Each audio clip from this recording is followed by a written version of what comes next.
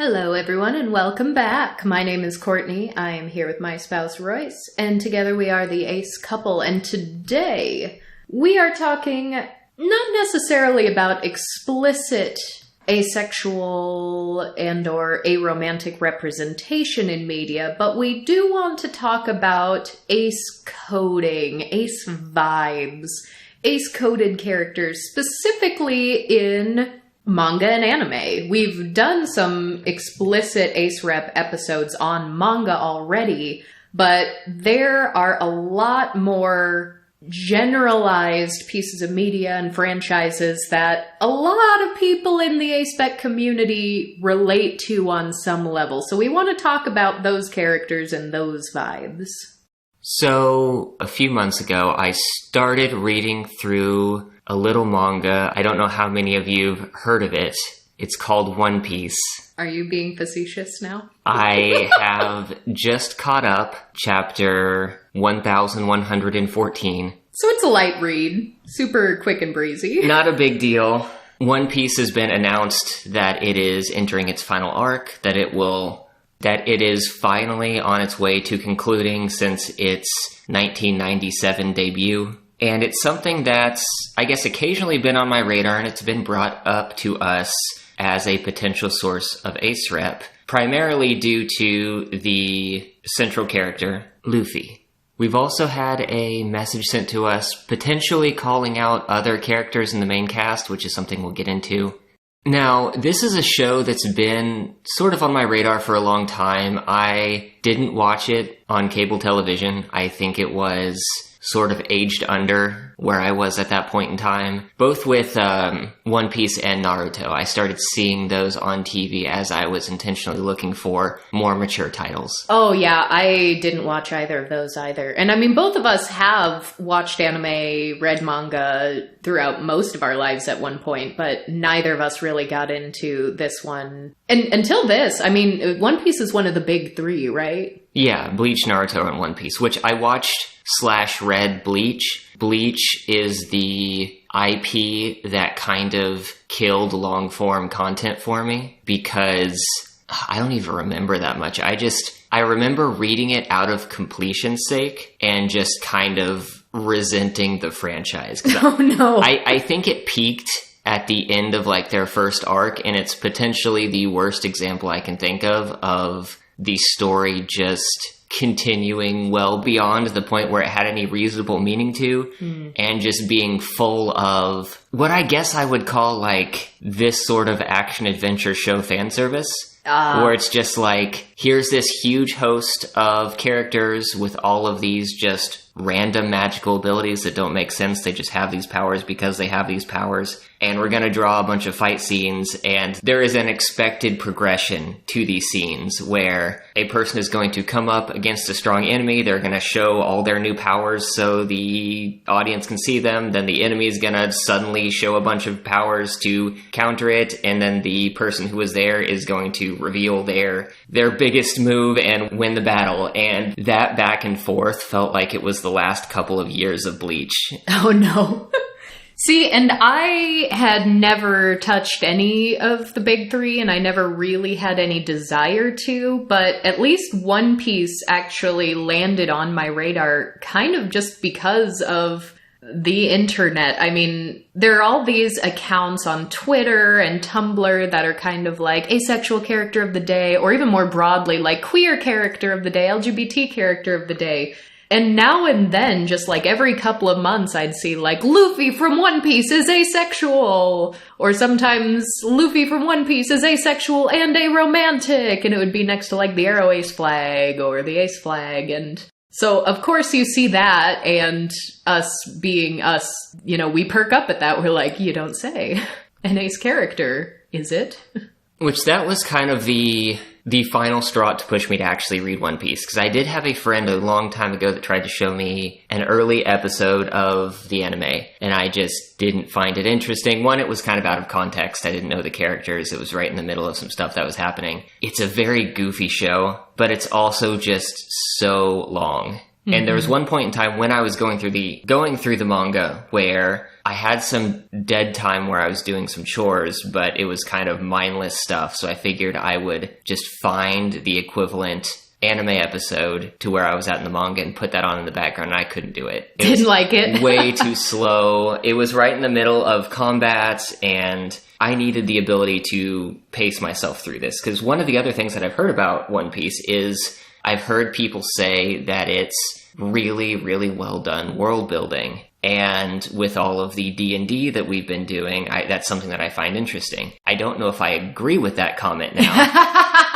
Mostly because the world of One Piece is basically created to be a nonsensical sandbox.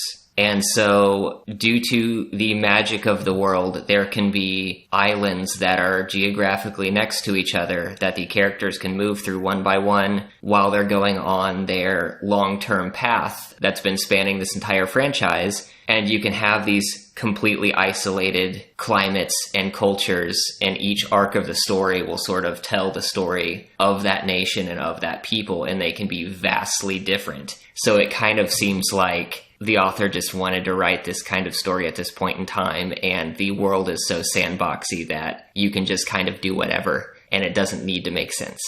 I think the most impactful parts of the stories, the areas that I have enjoyed the most, are generally the beginnings and ends of those arcs when you do sort of separate out from the main cast and are given some sort of political or social problem or the backstories of some characters, because a lot of the attention in the media is given to the characters and their growth and their combat, the physical struggles that they face. And a lot of that is very lighthearted. Like, there are challenges that they face, but there's a lot of humor, and a lot of it is very intentionally nonsensical. And the show shies away from death very frequently. Like, people survive things that they have no business surviving. The characters bounce back from severe injuries very quickly. The major villains don't die. They just, I don't know, don't come back out of respect, I guess, after they're defeated.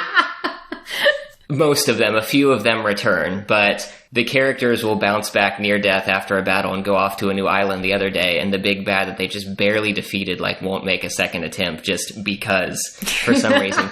But you go into the backstory readings, and every backstory is tragic. Everyone had something horrible happen to them at some point, and it's like, in the present day, death is almost unheard of, and when you get a flashback scene, like, death is basically a certainty. And I find those situations more interesting. Particularly, there are a few cases of long-running characters where you see a bit of them, and it's a bit of a mystery who they are and what they're doing for significant portions of the show, and then you finally get a backstory that pulls that all back in several hundred chapters later, and some of those were pretty good.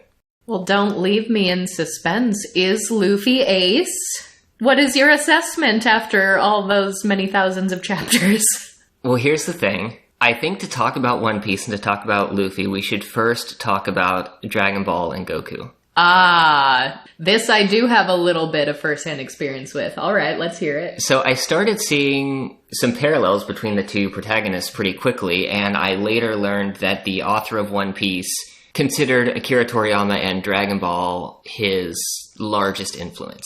And that definitely shows. There are some similarities not only in the characters, but also in the franchises. Because you think about Dragon Ball, that is an original manga that ran from 84 to 95, so it would have concluded a little bit before One Piece started. And it was adapted into an anime series that got very popular. And a lot of the plot that exists, a lot of the characterizations that are there don't have much to do at all with relationships. It's a lot of martial arts. It's the entire world being threatened. It's people training and getting stronger to overcome the struggles that they're faced with. And there are some cases of relationships there, but it isn't at the forefront. It isn't talked about very often. Like, romance is not the genre. And to make that more complicated, you have the original manga, you have translations of that, both official and unofficial, you have the anime, you have the English dubs of the anime, which sometimes censored or recharacterized things. there's a whole big thing about anime from this time period where the English dubs were being pushed to a younger audience, and so some of the aspects of that were changed. There are some gags that were completely removed from Dragon Ball. In the early One Piece episodes, chain smoking is very common in the One Piece universe, and the cigarettes were all replaced with like lollipops and things. I always find it so funny when you learn about things that get censored in translation, because it reminds me of like the Pokemon Dratini episode where like the stereotypical like Western cowboy American shooting his guns didn't even air over here because of the gun violence. But it's also, I mean, you think about the time period that came out in, like there was still a smoking section in restaurants. Yeah. Like... But with Dragon Ball, not only do you have the censorship, not only do you have the translation issues, as a lot of manga are adapted into anime, you have a lot of filler. And Dragon Ball was notorious about that because they re-released Dragon Ball Z Kai many years later, which was a rendition of the anime that was meant to be more true to the original manga. And the episode difference, once Kai was finished, through the Majin Buu saga, it was 167 episodes. The original run of Dragon Ball Z was 291. So that's a significant amount of content that was essentially non-canon. And when you think about all of these vibes, all of these memories that people have, well, where was the source of that? What was the translation? Where did it come from? Was it actually the author's intent for the character, or was it made up to pad time by another writer? Was it a translation? Because both of these series have your like lecherous characters done for comedic effect. And sometimes, you know, romance is not a part of the main plot. Sometimes these are characterizations that were on the side. Both characters, Goku and Luffy, are often sort of single-minded. They're focused on the things that they enjoy and are very oblivious to things around them. And sometimes their ignorance or their obliviousness is comedy. And comedy, particularly comedy that involves wordplay or misunderstandings, is very difficult to translate. Right.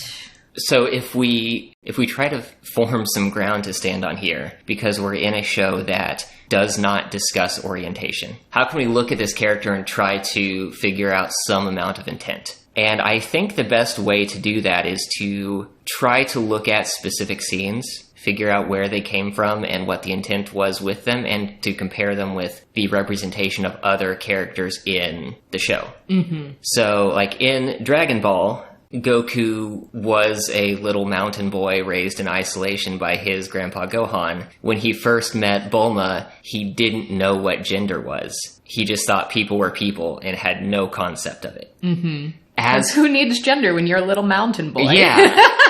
He was occasionally surrounded by people who were shown to be aloe. I mean, Master Roshi definitely is the old perverted lecher type.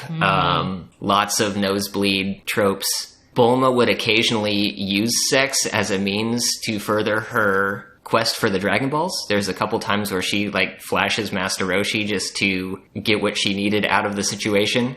She dates Yamcha. They have a very dysfunctional relationship throughout the course of Dragon Ball. And so there are some cases, I mean, Dragon Ball Z has a couple of significant time skips in it. So you eventually see Goku grow up, get married, have children. And throughout this time period, you see, you know, other characters are also engaging in relationships. Like some, not many, but you do see some of that depicted. This might be silly, but do we need to take a half step back and define the nosebleed thing? Because I know for me, talking for just me here, it was an embarrassingly long time before I actually understood what that represented. I was oblivious to what that meant until it was explained to me. Yeah, the nosebleed trope is supposed to signify arousal because of heart rate or blood pressure changes. I don't know how many times I saw that depicted and just was like, what a weird thing. Why a nosebleed right now? Very random.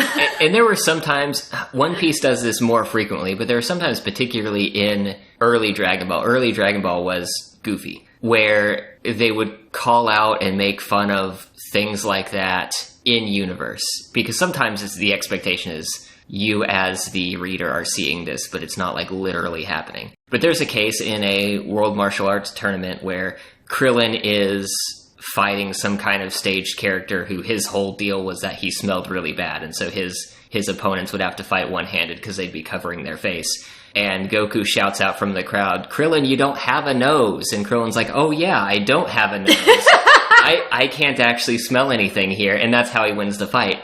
There's a case where, again, Krillin actually, Yamcha's fighting an invisible opponent, and his way to solve this problem is to pull Bulma over and sort of like frame the scene and line Master Roshi up and like tilt his head in the right direction and cause a projectile nosebleed onto the enemy. So now the enemy is visible, which I think was cut in the English dub as him going to a store and getting a can of tomato paste. Of course. Makes perfect sense. Which is why you can't always trust the dubs or the translations. But in this, we do have some depictions of relationships.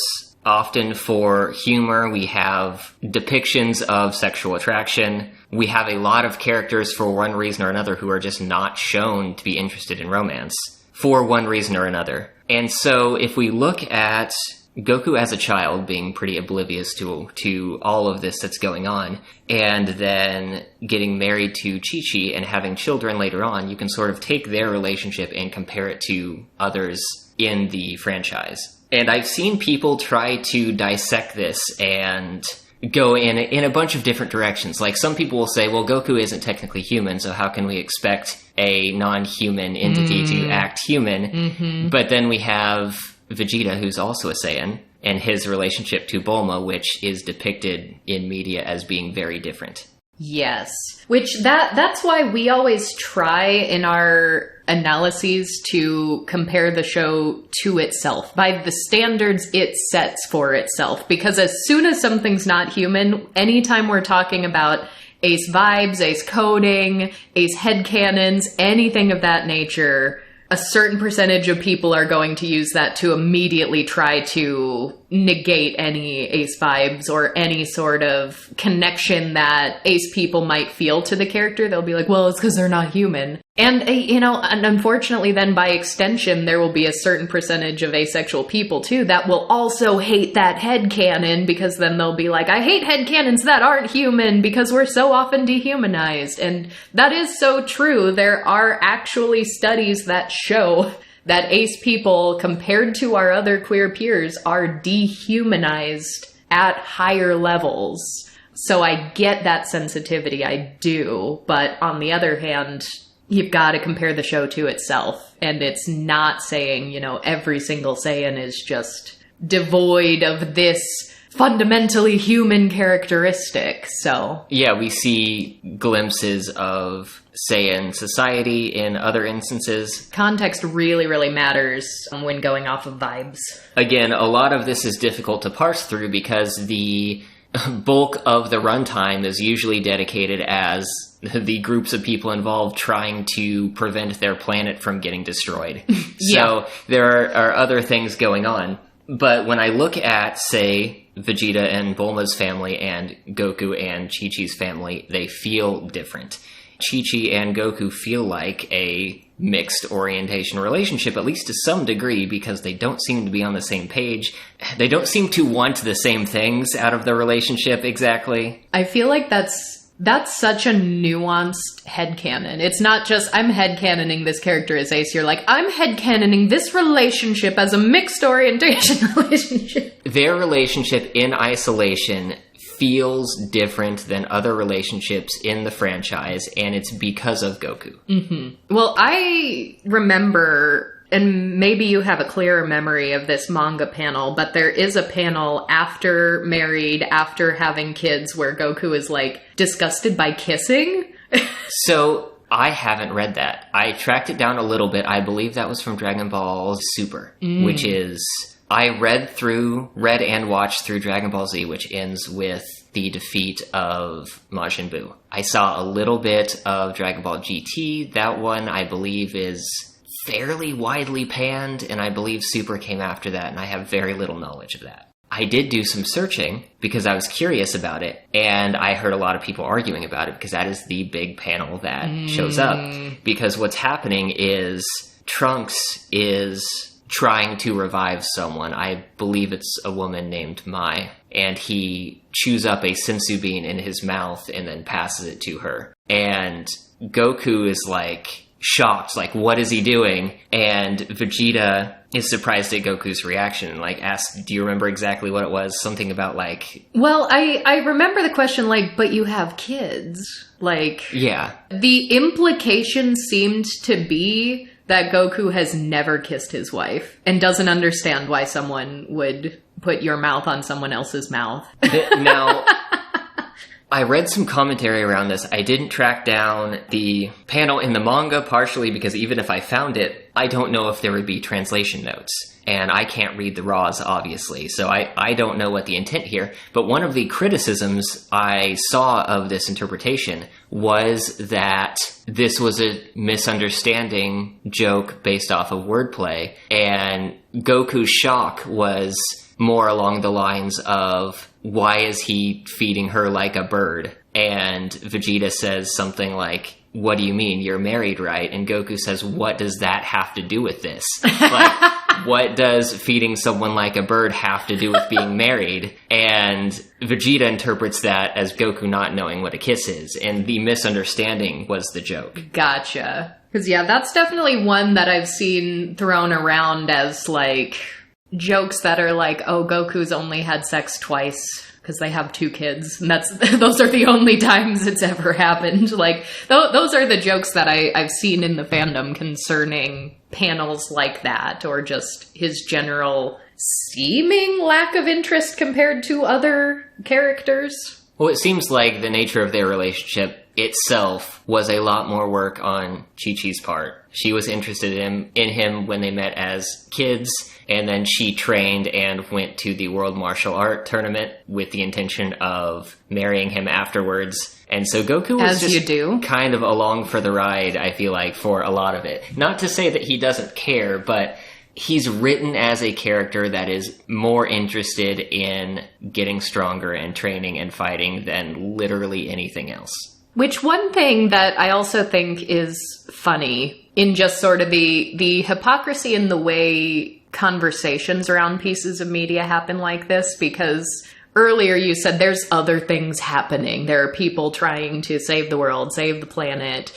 Like, romance isn't the focus. And that's a thing that a lot of A-Spec people will critique from, like, other more romance-centric, like, end-of-the-world things or big, you know, post-apocalyptic things where relationships are very prominently featured. A lot of A-Spec people will be like, this seems so unrealistic. Why is there so much sex? Why is there so much romance? Why is there this relationship drama when, you know, basic survival is hanging by a thread? And to which a lot of allosexual people will be like, because it's so important, it's always gonna happen. Like, if the world's about to die, you know, if you know the world's gonna end in 5 minutes, what would you do? So many people are like, orgy. Like, I'm gonna have sex for those last 5 minutes of my life. Never understood it, never could. So, like, we will use that as allocentric media being unrealistic, and yet, when there is sort of a lack of interest in big doomsday scenarios, people will also use that to be like, well, this isn't asexual, this isn't aromantic, they just have other things going on, so... And to compare the franchise to itself, one of the relationships shown is Krillin and Android 18, which happens right in the middle of combat as Cell is ascending and is about to get to the point where no one can deal with him anymore. Krillin actually hesitating to kill Android 18 is what allows that to happen. So it's not like that never happens in the franchise, it just never happens with Goku and many other characters. Side point before moving on to One Piece, in Dragon Ball we do have a lot of the main characters who do get in relationships. We do have some characters like Tien and Chaozu who are only really shown to be hanging out with each other frequently, and I don't remember there being like any indication of any romance between the two, but there are definitely people in the fandom who are like, those two are gay and in a relationship together. But it could also just be a, QPR sort of situation, which I don't hear mentioned at all. Wow, RIP our transcribers for all these names and words you're throwing around. The names of Dragon Ball Z characters? I mean, unless they're also, anime and manga fans. Since a lot of Googling to get spellings down correct. We love you both so much. Thank you. Angels. So we're going to move around to One Piece, and Luffy is a little island mountain rubber boy. He ends up getting his rubber fruit powers, devil fruit powers, fairly young, incidentally. And once you get some backstory on him, One Piece has a lot of, predestined characters. The people present in the current story are sort of fated to be there. There are some, premonitions or prophecies that this generation was going to be the one to change things from a centuries-old conflict. And a lot of the characters are carrying some monikers that haven't been completely revealed, but seem to be tied to some sort of fate or otherworldly thing that is happening. And Luffy comes from a family of absurdly powerful people and kind of has that situation of both my dad and my grandpa were obscenely powerful, world-altering people, and so I just got thrown in the mountains when I was young with a bunch of gigantic wild beasts and trust to survive. But yeah, just drawing some parallels there. He's also, again, one-track mind, very oblivious. He's going to be the Pirate King no matter what anyone says. I mean, yeah, goals. Very excitable, very naive, very trusting, and throughout the entire show, shows absolutely no indication of wanting a relationship. Now, in One Piece, the time frame's much more limited. There is a 2-year time skip where the characters basically, they hit their skill checkpoint. They hit the point where they have advanced so far so quickly that they're starting to deal with more powerful entities in the world and they can't deal. So they basically get jettisoned to the corners of the world and forced to train for 2 years and come back. But that is not quite equivalent to the breaks in Dragon Ball Z, where Goku basically is an adolescent, breaks to several years later when he has a young child. And then we see Gohan growing up through another time skip and then becoming an adult after another time skip. So the franchise spans a lot more time, which allows for some of those relationships to happen. Most of the characters in One Piece don't seem to be interested in relationships whatsoever. There aren't very many cases where they're overtly declined. There are some with Luffy where we'll talk about those in a minute because they're important. They're the ones that people speak to online. But most of the cast just have other things going on. You do have another Lecture character, Sanji. There's a point where the crew is going to the, village of mermaids, and Sanji, thinking that mermaids are supposed to be, incredibly beautiful, has been a thing that's been going on. He's been excited to go here, and he starts having, nosebleeds that are so bad that he's passing out and can't actually fight with the rest of the crew because he's unconscious for a significant part of this arc. And they finally get down there and they see the mermaid princess, and she's not only told to be exceedingly beautiful, she's also for some reason enormous. She's 30 feet tall or something. And everyone else sees her and is like, don't let Sanji look at her, he'll die. Oh no! And there's a scene where they're in the same room and they're like, Sanji, don't turn around, you will die. Oh no! And he does this one line where he was like, some things are worth dying for, and he turns around and knocks himself out, basically. Oh my goodness. So they look at this guy and they're like, oh, he's frequently the butt of jokes because of this, yes. He wants mommy to step on him. If you're a mermaid, you probably is it still stepping if it's a fin? How do you tell a mermaid, step on me, tall mommy? Moving on. There are some other characters where, when this topic gets brought up, when there's someone who is said to be very beautiful is around who will go in on it, they are not as I guess, single-minded as Sanji is, because that's like his biggest character detail. But there are a couple others that are similarly minded. There are also some characters where, like, their position in society is well known and other people tend to react to them. There's one person in particular. Her name is Boa Hancock. She's the character that most of these interactions with Luffy happen with. But she's portrayed as somewhat Medusa-like and has a power to petrify people. But the petrification can only happen with people who are attracted to her. And so there's a case where she goes on to like a sailor ship and petrifies the entire crew because like everyone there thinks that she's attractive. It's an interesting Medusa, like succubus kind of a hybrid. Also, I read a poem about a Medusa recently. But with Hancock already established to have this power, she's told to be the most beautiful woman in the world at this point in time. During this 2-year training period, Luffy finds himself stuck on the island that she rules over. It's called Amazon Lily, the Isle of Women. It's an island where men normally aren't allowed. And he ends up landing there because he was thrown there by other forces I'm not going to mention because he wasn't strong enough to handle what was going on. This is part of his 2-year time skip. And he's just trying to get off the island and get back to where his friends are and resume what's going on. So he starts bounding around through the forests and on buildings and is like, I just need to get to a tall building. Important people are in tall buildings. So that's how I'm going to get off the island. They can help me get a ship. And he ends up jumping and flying too far and coming crashing through a roof. And this coincides with Hancock leaving some of the higher-ups in the place where she's at and going to take a bath. And so he falls into the room, into the bath with her, and is just kind of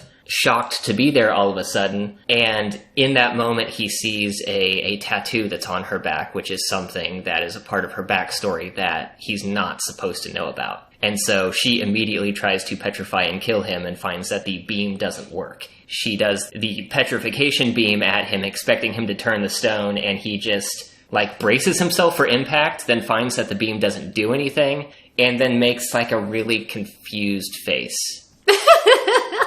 Oh, that is a face. I don't know how to describe that. I don't know how to describe that face. I don't know if I'd call it confused. Disgruntled, maybe?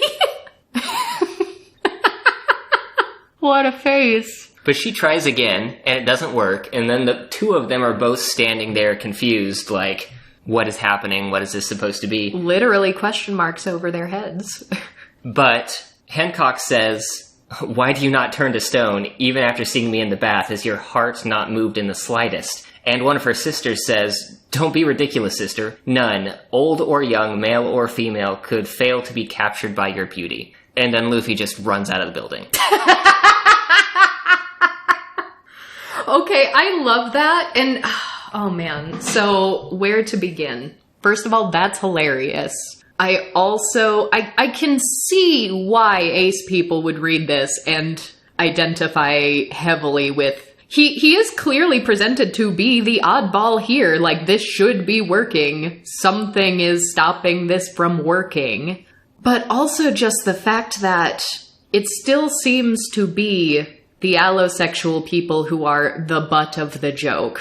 If we are, for the sake of describing ace-coded vibes, to say, all right, Luffy's ace, he is funny and he is present for funny situations, but the butt of the joke is kind of this seductress Medusa and her sister saying, like, everybody will, you know, fall prey to this. Or even the early example of the Aloe guy saying some people or some things are worth dying for.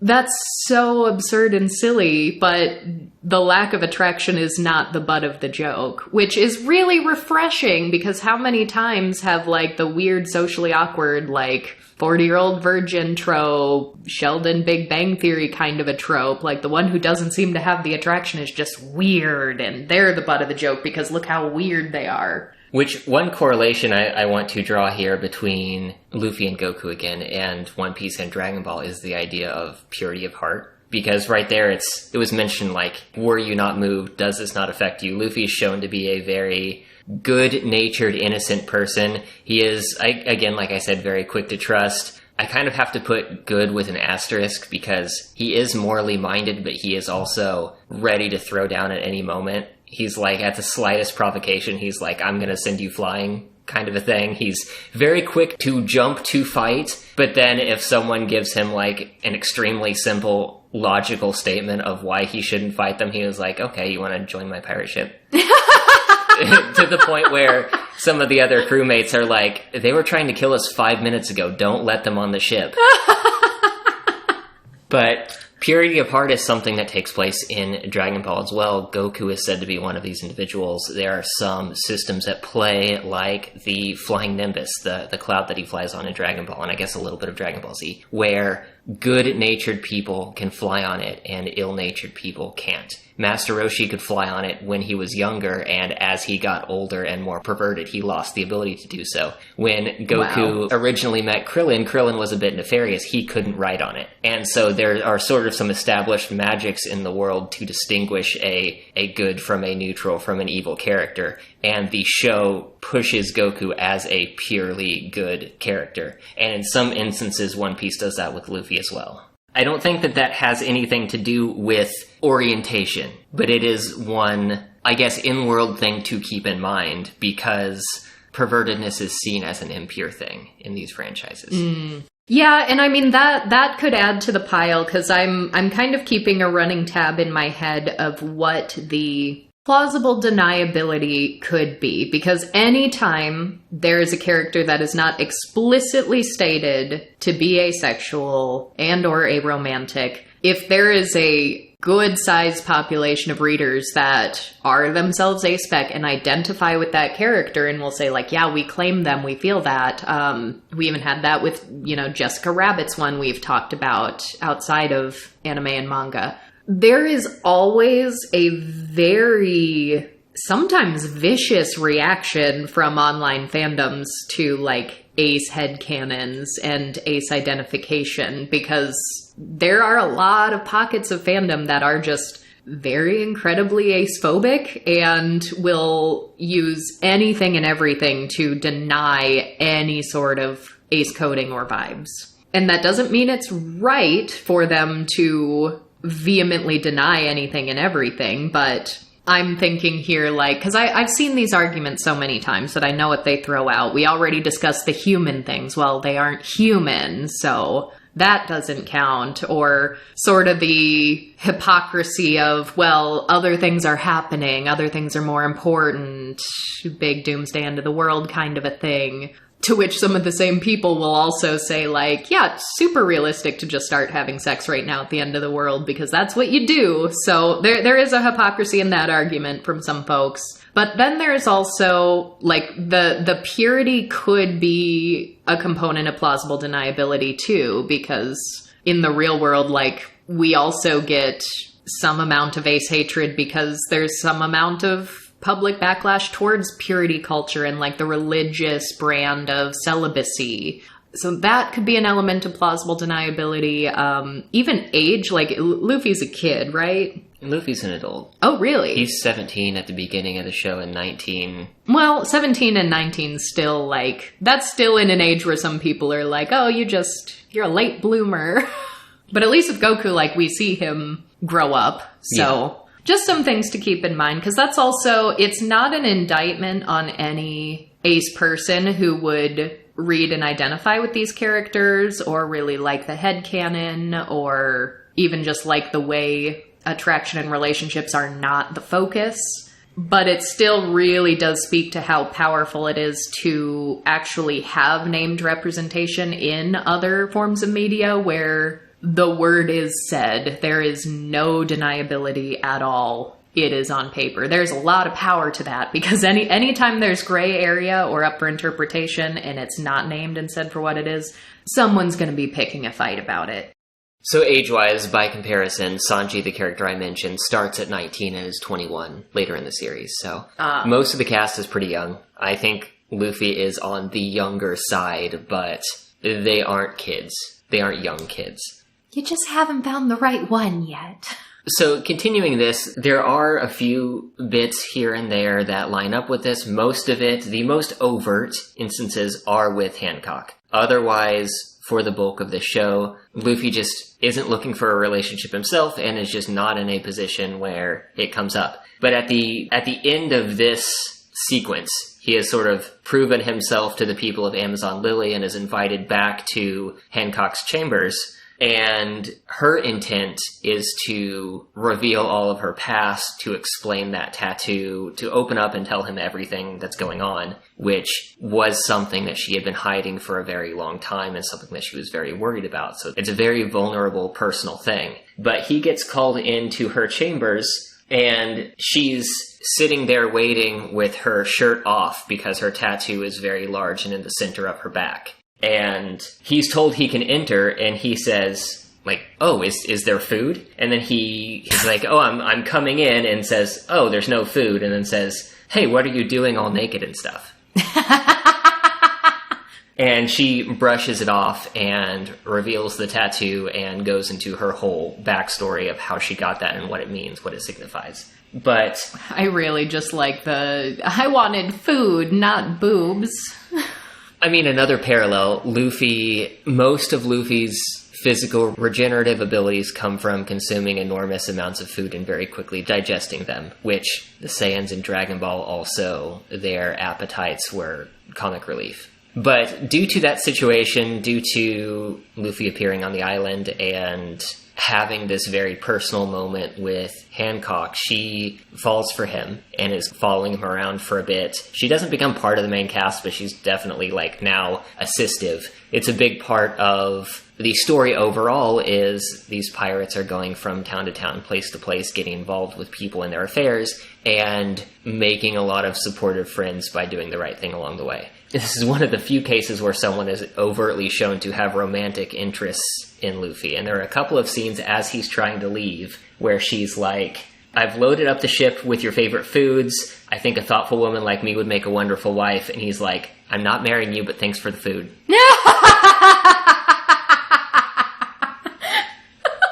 And there are a couple of other instances like that where she either indicates that she wants to marry him and he brushes it off, or she just starts talking and he cuts her off before she even gets to the point. And he says, I'm not marrying you. And then she's like, yeah, I know, but this other thing I'm talking about here.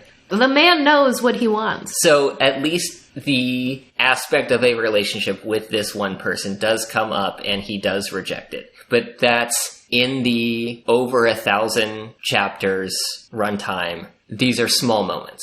Mm-hmm. Because again, this is not a romance manga. Mm-hmm. Now, there are other characters shown to be, generally they're shown to be in an established relationship in a backstory, or you find people who are married or dating in the present day when you find them. I think potentially just due to the events that are happening, due to the fact that the characters are constantly sailing around the world, due to the time frame so far this entire story has taken place within the span of under 3 years. There just isn't a lot of room for that sort of growth. There are some instances, Sanji is sort of forced into an arranged marriage that starts to fall through, but you do see some other characters that do show romantic interest in one another. But even amongst the extended cast, which is, when you take into account all of the places that they've been, is really vast, there just are not a lot of cases of relationships being the priority. Which that in and of itself could be a positive aspect for A-Spec readers. Even if they themselves do not necessarily headcanon or identify with the ace-codedness of these characters. We hear a lot in our community people saying, why is so much media so sexual? Why is so much media so romance-focused? So I at least see where the appeal's coming from.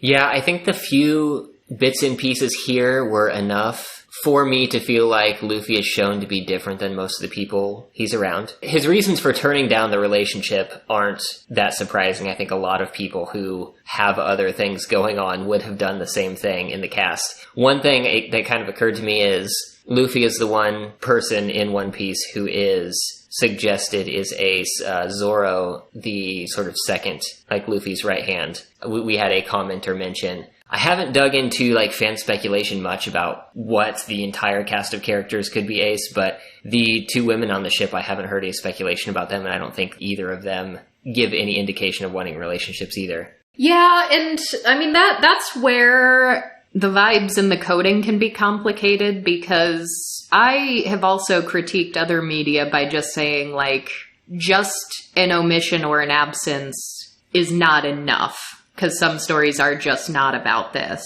But I can at least see, as you're explaining these scenes with Luffy, with that Medusa woman, and with the I'm not marrying you, but thanks for the food, like, especially because the food, like, comparing appetites and, you know, the cake is better than sex, or cake or garlic bread, just aspects of Ace culture in general, that at least gives him, even if they're small moments in a huge franchise, he has been given an opportunity to refuse a relationship, to demonstrate a lack of that attraction.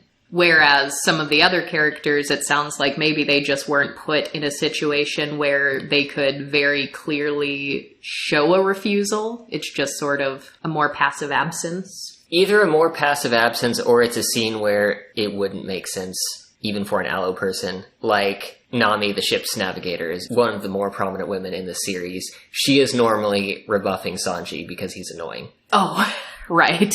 Yeah, I do think for Luffy and for Goku, when you compare them directly to other characters in similar situations, they appear distinct from them.